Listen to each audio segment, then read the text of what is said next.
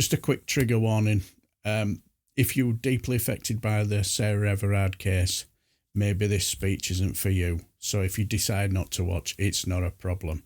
But if you do, it's a magnificent speech. But if you don't, I'll just say have a lovely weekend and take care, my friends. I rise, as I do at this time of year, to remember the women killed by men in the last year. This is the 9th year that I have read the names of women murdered by men. I did it originally in partnership with Karen and Gala Smith because we were desperate to highlight the patterns of these killings. The epidemic of men's violence against women and girls has not abated. I want to pay credit to Karen, who scours the pages of local papers trying to find the details in each case. In the last 9 years, I think that this act of memorial has raised the profile of killed women. We are today more likely to see these cases reported in the national media. The country has over the years grown more activist in this space. The femicide census has been born, where Karen's diligent volunteering turned, alongside Clary O'Callaghan, into a growing resource for academics, journalists and policymakers. Karen and Clary deserve all the praise in the world for holding the line, never faltering wearily from the path to give these women their stories and the elevation that they deserve. I, however, have grown weary of this task. While it is an honour to do it, every year when I meet the families, many of whom are with us today, I'm reminded of why I do this. I am weary and tired of this list, though. The first year I did it, I felt overwhelmed, and then I grew used to it. And now I have grown so sad that every year the same cases of systems failures, of prison recalls not followed up, of children's services and family court decisions that left women at risk, of the fact that not every single police force in our country has a specific women's safety unit, let alone the fact that none of them do. I am tired of sticking plasters, of flea funds instead of welfare reforms that would stop victims ending up destitute in the first place. I am sick of this review into some harm or another, that review into sexual exploitation, placed on a shelf, never driven forward. I am tired that on this one day of the year, of ministers announcing a little bit of this or a little bit of that, I am tired that women's safety matters so much less in this place than small boats. I am tired of fighting for systematic change and being given table scraps. Never again do I want to hear a politician say that lessons will be learned from abject failure. It is not true. This list is no longer just a testament to these women's lives. It is a testament to our collective failure. At least half of the names I am about to read out could have been saved. Here is this year's list.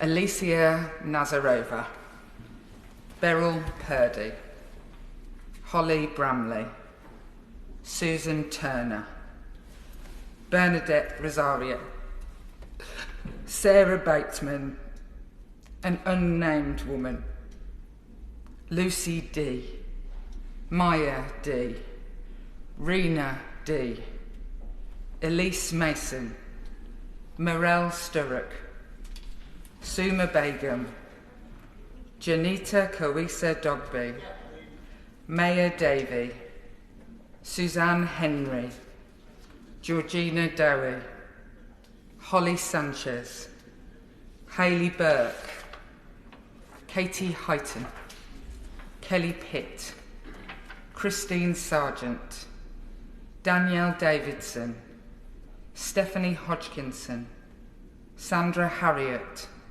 Fiona Robinson, Deborah Cantrell, Emily Sanderson, Michelle Hodgkinson, Chloe Mitchell, Chloe Bashford, Tejaswina Kontham, Grace O'Malley Kumar, Monica Wilurgic, Kinga Ruskinska, Natasha Murray, Felicia Cadore, Nellie Akoma, Sarah Henshaw, Elizabeth Richings, Lynette Nash, Elizabeth Watson, Carol Baxter, Fiona Home, Colette Law, Rose Jobson, Anne Blackwood, Hazel Huggins, Sharon Gordon, Claire Orry,